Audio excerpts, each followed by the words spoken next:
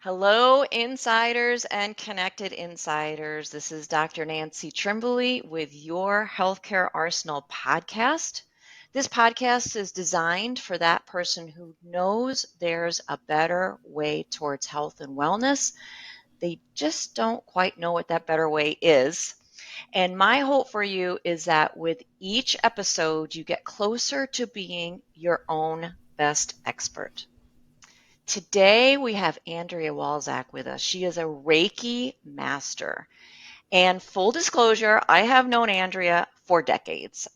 She was my rep for the local newspaper here in Northwest Indiana for many years, and we won Best of the Region many years. I'm not going to say I had to do with Andrea, but I'm sure she was our biggest fan at Tremblay Chiropractic, and she spread the word, saw many more people because of Andrea. So for that, I am very grateful. So Andrea retired a couple of years ago, and she kind of like had some issues, not issues, but she had some responsibilities behind the scenes. And then all of a sudden I hear from her and she has gotten certified to be a Reiki master. And she might talk about that a little bit. And I had the opportunity to see her for a Reiki session. Now I've got to tell you, you know me. I have done a lot of things. I've done Reiki many times, massage therapy probably 1,000 times. I've seen multiples of healing providers, shamans, like all kinds of stuff. This session I had with Andrea was one of the most profound healing sessions I have ever experienced. That says a lot. And she has a gift and she has a skill and she has a way of doing Reiki that is just indescribable. So hopefully we can share with you some insights into that and you can get a grasp of how powerful Reiki can be. Hi, Andrea. Hi, Dr. Nancy. I'm super excited to be here. And again, I've known Dr. Nancy for decades. It's been amazing. She is by far a true healer, and I'm so blessed to have met her early on in my life to help me through some issues that I was having chiropractic. Yeah, Yes, so yes, I know.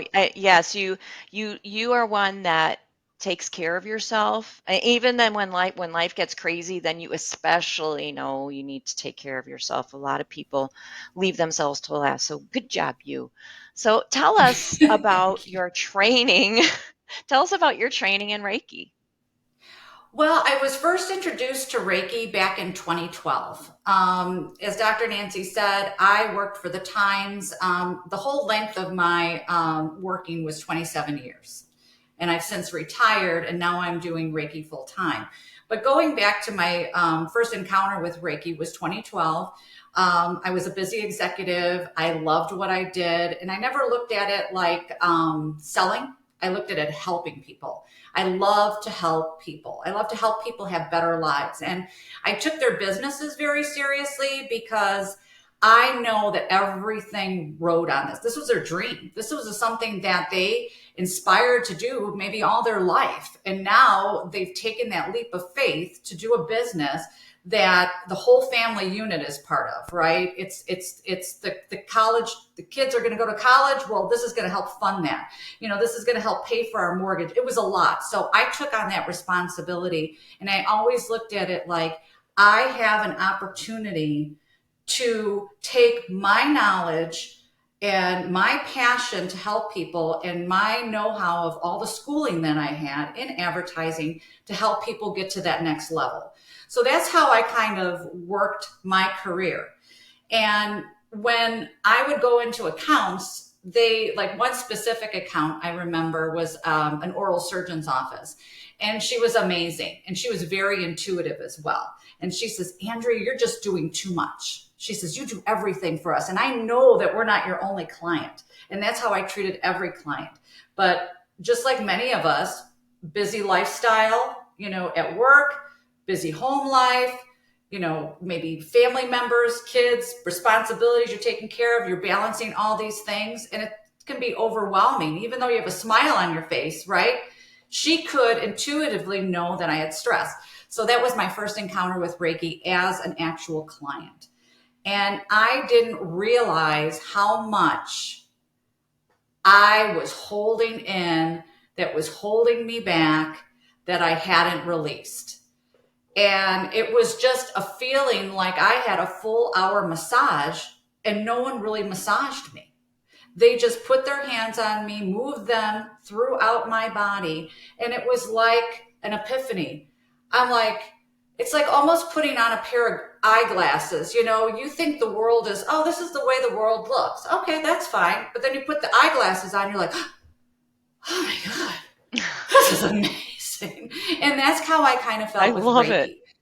Yeah, so that's how I felt. That's how I fell in love with it. So I went every single week, and I just thank, her name is Michelle. I thank Michelle for introducing me to my first Reiki master, Michelle Matlock, who then I was so in love with this, and I always felt like healing within me. I always was looking to help people. I was looking at maybe I should be a veterinarian, or would I want to be in the medical career, or I loved science, and so it was always around the way the body worked, trying to make people have a better experience in life. And when she offered me to have an opportunity to learn Reiki, that's when it just took off. So I did Reiki for a little while, working full time. But then I had a mother that had cancer at the same time. So I did it at a couple, maybe 6, 7 months, and then it just became too much. So fast forward, long story short, I took a little hiatus. I still practiced Reiki with my family. I still practice Reiki on myself. But after my mother passed away, I said to God, I says, you know what? I really want to start my healing journey, which I did. I think everybody can relate to being a caregiver to someone that they love, whether it be a child or a parent, but it takes a lot out of you as being a caregiver. You see a person go through a lot of different stages, and you're grieving. With that grief comes a lot of stress on your body physically, and I had to get back to a healthy sense of self. So I started looking at things that would bring me that peace like they had before. And I found Pilates on the Reformer again. I started working out with a professional, with a doctor that owns a physical therapy place and Pilates studio. And I just started feeling better. Actually, movement heals, right? And that's kind of what Reiki is. It's Mm-hmm. movement. It's movement of stuff that has stagnated inside your body. So after about a year with her, I started up my Reiki again. I started going to see a Reiki master. And then she brought up an opportunity, just like many years before, someone brought up an opportunity to do a refresher course. So I did a refresher course and I loved it. And she says, well, your only job is to practice. Where am I going to practice, God? I don't know where to practice. I need people to practice on. So I went up to the doctor owner and I said, I need people to practice on. Do you mind if I practice on one or two downstairs? Is that okay? Andrea. Now I have to back up a little bit because I asked God, I said, if you want me to make this happen with the Reiki, you are going to provide a path for me. So now we're back in real time and I'm talking to the doctor and she says, Andrea, I have better yet. Come upstairs with me. I want to show you a room because I want to let this whole place be a holistic place where people can walk in and heal, that they can plug in Wow. and pause and get in tune with their self to move, heal through movement with me in the Pilates, and then also meditation, which we have downstairs. And I said, I'd like to show you upstairs. And I said, what? And then God said, I provided you the space. So that's what I've been doing. It's not, the energy is not my own. It comes from divinity.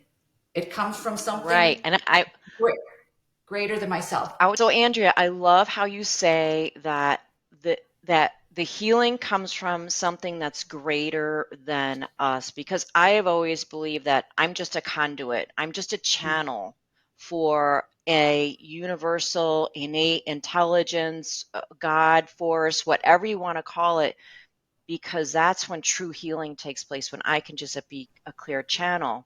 Now, in the Reiki session, now, like I said, your Reiki session is a little different than others, but generally the Reiki session is you're laying face up on a massage table. Just for Mhm. those that are curious about this, you're fully clothed. It's in a really nice, relaxing room with nice music and essential oils, and it's a lovely, relaxing environment. And then the Reiki practitioner doesn't actually contact the body, but holds the hands above the body on different spots. And from my experience, usually starting with the head and then working down. So tell us about the mechanics of that, the why of that, and what you're actually doing with your clients. Okay, so when the client comes in, first of all, I get to know them a little bit.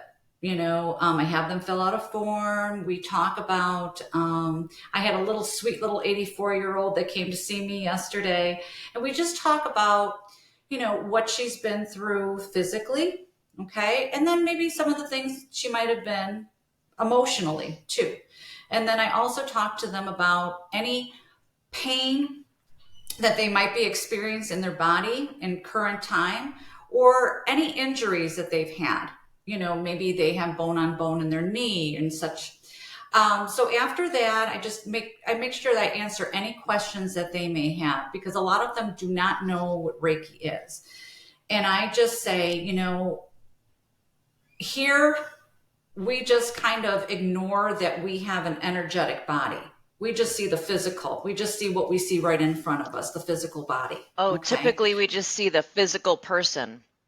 Right, the Right. physical person. And I remind them, my grandmother was 93 years old, and she waited for me until she passed away. I mean, she was just right ready to go, but she wanted to see her Andrea. So when I came in, I could see that there was some light in her eyes, right? And then as soon as we said our goodbyes, that light was gone. And I try to tell them that's the light that I'm working with, and I'm getting goosebumps. That means Wow. that I'm on the right Right, me path. too. So what I do is, even now, it's some of my thoughts, but the messaging is coming through me from a higher source. It's like when somebody, Mozart, creates something amazing. It's not really coming from Mozart. It's coming from something greater than themselves, that they're channeling that creativity through Mozart. And that's kind of what you do as a healer and what I do as a healer. We're just conduits. So getting back to the question, I let them know that almost the physical body is like the car. It's the physical car, right? And the energetic body is you. It's the driver. You are the driver. And when I see things energetically, when you're in that in-between state of sleep, and you're maybe moving and flinching and turning and twisting, almost, it's crazy. You're like having spasms. Energy is moving. But where energy is moving, so when energy is moving, that gives me indications as where the energy might have been stored, because we do have an emotional body. And I'm able to decode with the client maybe what's happening with them energetically. So, with that said, I let them know that during the session, I am taking mental notations. And sometimes, if I'm not in a hand position that I can kind of get away from, I might actually jot down some notes as well. And those are the things that we Wow. discuss after the session is over. So I let them know that, I have the actual chakras, the color chakras on the wall. And I let them know that each and every chakra point is an energy center. Okay. So I, Right. I get them back to knowing what they kind of know. Like if somebody has a heart attack, what do? You put the paddles on them. You put that electrical charge to make them start up again, right? Well, we have in our body energy centers almost like pinwheels, almost like turbines. What do turbines do? They make energy flow. what is the first thing that develops in utero? It is the spinal cord. And the spinal cord is the information system. So this chakra system, which is producing the energy that's making everything work, is working in tandem with the spinal cord. Okay. And then it's communicating with all of the organs, which are the fruit that they need to get the nutrients to, that they need to get the messaging to. Okay. So when we stifle our emotions down, grief, fear, we're stifling down into our body.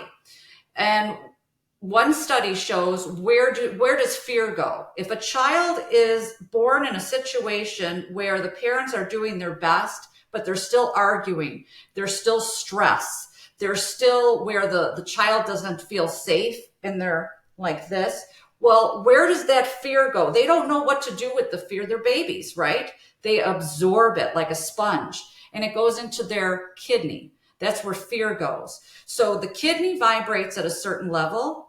Fear vibrates at a certain level. Fear enters the kidney. Now the kidney's not vibrating the way it should. So that's what happens. A little child that has had all that to deal with, even though mommy and daddy get better later on, that is still within the child's body and it's still making the function of the kidney not work properly.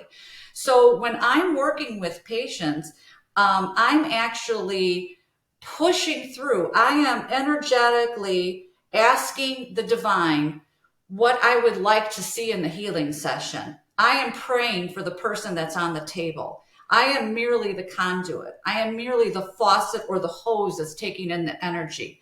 But in my respect, I am trying to envision energy balls rolling through somebody's body, pushing out the bad, restoring the good, balancing everything out. I had a cancer patient on, and I said, if I could perform surgery here, God, I would love for energetically that his prostate be healthy, that energetically we are able to do surgery in this room and take away some of these inhabitants of the cancer and the cells that do not work in his body. And when he woke up, he said, the craziest thing happened. I saw lasers, energetic lasers, lasering my tissues. And I said, wow. So he Wow felt is right. the lasers in the tissues being lasered. I had another My lady that gosh. didn't tell me exactly what was happening with her, but she did tell me she had cancer before. She had colon ruptures and almost died twice, and she had pins in her neck. So instead of just doing all hovering, I do hovering on the sensitive areas, like by the throat or, by somebody's private parts. But I try to do actual hands-on healing. Well, because she had so much going on in her abdomen that I know that had trauma, that had surgery, that had scar tissue, that had, everything. I gave her energetic healing. I was guided by my guides to go beneath her back and on her stomach. And I literally heard gurgling. I heard her body fluid. I heard everything like it was like a pot boiling. But then I said, okay, my intellectual brain said she's probably processing a bagel she had this morning. And I put that aside. And then I did energetic work on her neck because she had neck surgery. Well, she woke up from a deep, very therapeutic Reiki therapy session. And she said, Andrea, I wanted to see what kind of healer you were. I didn't tell you everything. I went to go see Dr. Muhammad Kassar, my cancer doctor, who lets me put my cancer information there. That's how she became a patient. Anyway, she said, Andrea, I kept telling him, I don't care how much these diagnostic tests are, something's wrong. Something's wrong inside me. I feel pain. I don't know what's wrong. I'm scared. Doctor, you got to run all these tests. All the tests, nothing was showing up. She said, and when I came in here, I could feel everything twisted in knots in my abdomen. When you were working on my abdomen, all the knots dissolved. They all they just dissolved. And she said, this lump in the back of my neck is gone. She said, I had a lump Wow. here. And I wasn't really I don't know her body before and after, so I didn't really feel a physical lump, but she just felt amazing. And I've had two clients that say that they have had disease in their body, all of a sudden start choking up phlegm, choking up stuff that's been stagnating inside their body that's causing them inflammation, that's causing them distress. So, that's what I try to do. I try to empower people when they wake up to look at the things that are happening in their life. And a lot of people are fluffing off situations that they're having with family members or significant others, and they're thinking it's no big deal. But on the table, you have a right side and a left side, a masculine and feminine side, and we look to see what's happening in emotional body. And is that where blame is? Is that where frustration is? Is that where, well, if you don't deal with those things, what happens is eventually they're going to cause disease. And what is disease? If we cut it in half, the body is not working the way God intended. As flowing and at ease, it's dis-ease, and that's disease. And that's what actually happens eventually over time. I said, I can clean you up. I can put you in the white shirt and the white pair of pants, but I said I wouldn't be a good practitioner if I didn't tell you where the mud puddles were. And it's up to you. If you want to still dance in the mud puddles, know this, it's on you too. We have to work together in order to heal you. It's not a magic wand. What you do isn't a magic wand. What I do isn't a magic wand. But we're empowering people, like you said in the beginning of this podcast, to know something greater than themselves, and also not have the hot potato. I don't know what's wrong with me, so it's the doctor's. He has to fix me. No, he can help, but you have to fix yourself. You want to love yourself enough, and that's sometimes what the problem is. This just came to me. People don't love themselves enough to put in the work. Wow. And That is when profound. I meet with people, they say, I give them it's on a beautiful chakra mat. There's chakra sprays, it's opening up all the neural pathways. They feel at ease. When I was designing the room, I asked God to help me nature heal. So I have a lot of beautiful, natural, beautiful things to bring in to make them feel that connection with nature and with God and with something greater than themselves. There's natural light and windows. You can see trees. And when people just let that go and just feel the energy, and then they wake up and they see somebody caring and loving that truly has a true intent, just like I did in business, the true intent to help somebody. And, I give them water, I give them knowledge, I give them chocolate to ground themselves. And I think that's what the world lacks. We lack kindness, and we've Oh my lost gosh, connection. We're just on a yes, phone we've talking lost. to somebody or texting someone, and we don't feel any touch anymore. We don't feel any love anymore. And that's why I think we need to raise our cognition. And that happens when we do things like this. We start opening people's minds and hearts to the fact that we are all a unit. We're like a body. We all serve a purpose in this society to help one another. And we're energy beings that are connected because the energy has no physical boundary like a physical body. The energy is around us and intersecting with others. And I think we have a responsibility to know that when we enter a room or enter somebody's space, it is our responsibility to elevate the energy in that area, in that arena, so that we can all come up together.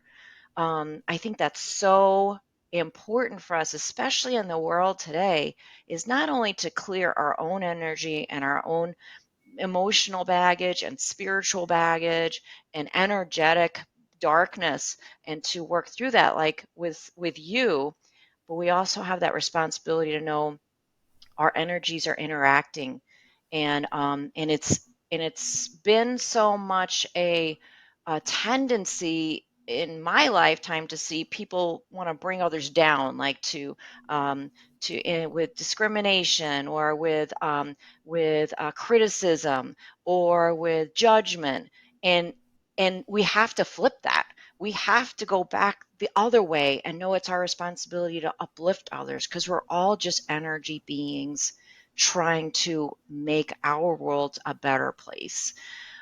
This is so exciting, Andrea. Like I love all those amazing stories, and I also experienced something like that with you, with like a profound, energetic, I want to say angelic healing. I felt like I was surrounded by angels.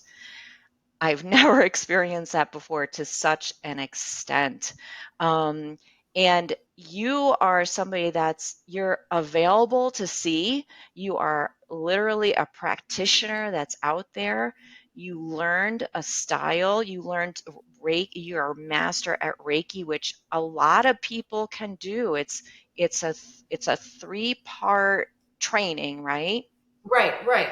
And And at Rise Integrative Therapy, my Reiki master Mimi is holding classes. So she has workshops and classes. Reiki 1 is actually being taught tomorrow, but she'll be teaching again in the spring. But she has other opportunities. And that's what I've been telling the community. I've been meeting a lot of people that have some amazing skills and things are happening to them. They just want to plug in with other people that are like minded. And that's what the wellness center has to offer, trying to get people to calm down and meditate. If you have these feelings or these sensory perception things and you want to explore a little bit more about them, you can do that at the wellness center. And even if you don't have those things, I've been telling the men that I see for treatment, they have to plug in more. There's been segments on the news, like I watched Channel 5 Today Show, and they were just talking about a lot of times men do not foster relationships outside of marriage. They might have a friend that they might, see every once in a while, or college friends that they meet up with every 2 years. But it's so important to be able to plug in and have a village. That's what I call it, a village of people that you find something that ignites you. You find something that you love. That's your willingness to live. Because a lot of times people find their job, and that was a big scary thing for me. When I left my career, I loved my career. I identified with that person and what I did, and I got a lot of accolades, and then now that is gone. Who am I? But so you have to plug into something, whether it be art or guitar or maybe doing something. Maybe you don't do that career, but you're a consultant. But you have to be able to. God gave everybody something. What is your yes, something, and what can you what's your do purpose? just to leave the planet in a better situation? It's like, okay, before I came, this was a planet. Now I'm here.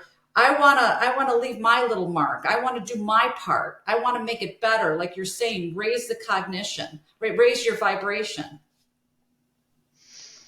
Yes, I think you are so right. And I think, and part of what I do with the Undercover Vitality membership is I feel like so many of us are in a transition, and there's so many people are stuck.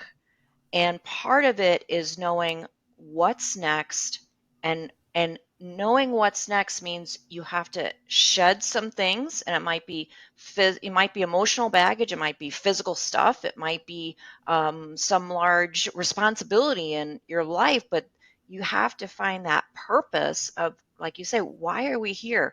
What am how am I going to make the world a better place, even in my little neighborhood, my little world? What can I do? And that's where our passion and our skills and our gifts lie, is in that purpose. And very often it's something that we do effortlessly and joyfully, but we're so clouded over, shrouded with negativity and just too much other stuff that we don't recognize it. And I think what you do can help people to see a little glimpse of that. Like, when am I joyful? So that's part of my coursework in Undercover Vitality, is helping people make that transition to a place of joy. Um, so Andrea, I got to ask you a question. It was not on our questions that I sent you already, so this is a surprise question. If you had a billboard that that your whole world could see, that the world could see, what would that billboard say?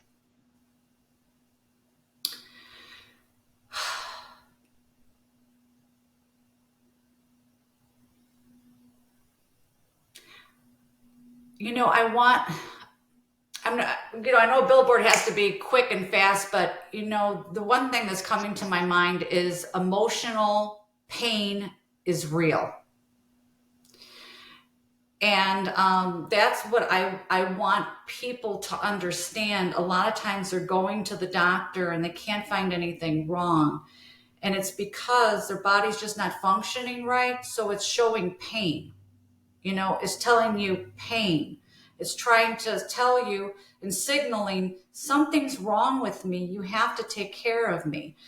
And that's what I really have in my heart to help people with.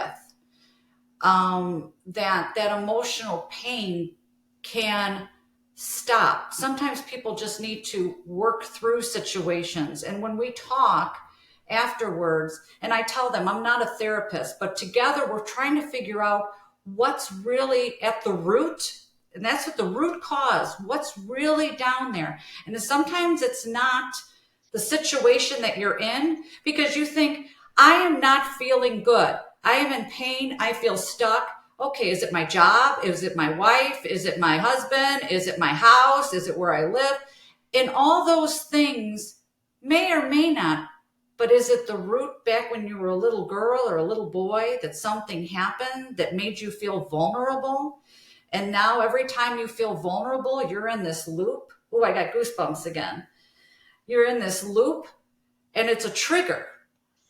So let's get to the root, that you didn't feel acknowledged and you didn't feel loved.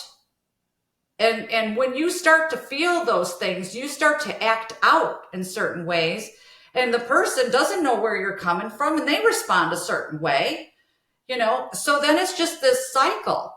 And then you think that, okay, well, if I get rid of this person in this house or whatever the situation, I'll move on to another person. Well, you got that honeymoon period for a while, but then it's back to the same thing. So that's what I want people to understand, that before they do anything major, to try to think, is it within me? What can I do to better myself? What can I do? What is really at the source of my pain? Yes. And the fact is that emotional pain, even from childhood, can be cleared from your energy system, and that trigger can no longer be active. That And is the truth, and that's one of the things you can do. I had a really crazy thing. So I try to I think the things that happen to me, then I tell my clients, just how crazy our lives can be and how the dreams and things that happen. Well, I've been doing competitive ballroom and I'm working on a ballroom showcase dance. Now, I wanted to have it ready by October 1, but life kind of got in the way. Just certain things happened and I couldn't do all of my sessions for preparation for this. And so I had a nightmare. Okay. I had a nightmare that I was on stage and I wasn't ready and I flopped. And my mother, who has since passed away, who loved me, but was very critical of me, said, see, you're doing too much, Andrea. You're doing too much. That's why you weren't prepared. You never learn, so she was blaming me like she had many times, and that's just, a lot of mothers do that, right? They think they're doing the best for you, but sometimes in their best efforts, they're kind of injuring you a little bit, right? So all of a sudden I started having shoulder pain. Okay, so I met with Dr. Katie, the physical therapist owner, and we're working on my shoulder one-on-one. So I'm doing things like this, and I'm like, oh, that hurts. Okay, let's do this. Oh, and then I did some, and somebody hit, like right here, a play button. That dream played in my head. I'm like, whoa, what is that? So I looked up in the emotional body. This is where blame is, right here, blame. So I let them Wow. know, see, that is an affirmative situation that happened to me to let you know as a client that you could have different spots in your body that trigger a memory or trigger something. And and it doesn't have to be a death or something catastrophic. It could just be like the 84-year-old that in 1890, that's when her parents, that's when they were having their children. Okay, well, she was the last of the one, but there was a big gap. So she was a baby that was never really supposed to be born, but she never really got a lot of love. She was so cute, they didn't want to spoil her, so she gave her no love at all, right? So she would cry a lot about things, and the mother never acknowledged her. Never, she had to like stifle her emotions. She couldn't cry or let things out or get any kind of love. Now she turned around and as a parent, she did the opposite for her kids, which was wonderful. But this poor 84-year-old, should we work on her throat chakra? Because she was never able, that's what she picked. I have people do guided cards. She picked the blue card because I think intuitively we know what chakra needs the most love. Okay. Beyond a pendulum, just what you know internally. So she picked that blue card, which is the throat chakra, and that's what we worked on. And that means that and she told me that when she was a little girl, she couldn't express herself. She was told not to express herself. Ah, So yes. she stifled herself, and the Hmm. poor little thing had breast cancer, when she got older. Wow. And a lot of it probably, her little heart chakra wasn't, blessed too, just because of the situation she's in. And it's not, she understands her parents probably had it a lot worse than she had, right? And I'm sure that they didn't Hmm. intentionally think that they were doing this, but they did it anyway. They didn't know any better. But that doesn't mean that the damage isn't done. And I try to tell people this is your house as well. And when somebody comes in your house and leaves a mess, you have to do your due diligence to clean it up. Now you can have the conversation Yes. with them and has set boundaries. So, hey, house rules, next time we're Yes. together, certain things really bother me. Not to put blame on the other person, but just to say, hey, this is who I am, and certain things that you do might kind of cause me some internal, you know, unbalanced Distress. situations. Right, exactly. Yes. It's not Mm, about that's so forgiveness. It's true. about just kind of cleaning up the different things that are happening because I truly believe this life is all about learning and growing. And It that's all it is. is. It is. It's It constantly, is. we're taking exams, we're reading in our workbook, and we're Right. answering questions, and this is it. This is what we're doing. We're learning lessons or not learning lessons. Or not And I learning love how lessons. you say, I love how you say that, okay, this is my house and these are my house rules. I love how you say the house rules. And so when you're with me, this is my house rules. Nothing and just because of me, because there's some triggers that I have, and so these are my boundaries. And that is a great way to put it. Just this is the way it is. Like, some people I go to their house, I take my shoes off. Some people I go to their house, I leave my shoes on. It's like that's their Yeah. house rules. Very, very, very insightful. Andrea, this has been so much fun. I love talking with you. It's always fascinating. I love that you heeded your calling to be a Reiki master because I have seen you just you are always amazing to me, but you have just like blossomed into this amazing healer. And I know you are available to see, and we'll have your contact information for your location in Munster, Indiana. And Hmm. I know that there's some Reiki training coming up, and I'll maybe get some info from you about that. And I want to tell our audience that I did level one and level two Reiki. I'm not a Reiki master, but I did level one and level two. And I have to tell you, just getting the attunement and getting the training is a is a fantastic addition to your healing journey for Hmm. anybody, because not Yes, only can you work on others, you can work on yourself. And exactly. it I would encourage wherever you are, my insiders and connected insiders, to find a Reiki master near you that teaches and put in the time and do it. It's just a profound way to look at yourself and look at your life and look at your physical body as an energetic being. So, Yes. and that just brings you one step closer to being your own best expert if you can work on your own energy centers, the chakras. So, Andrea, namaste. Thank you so Namaste to much. you. All right, bye for now.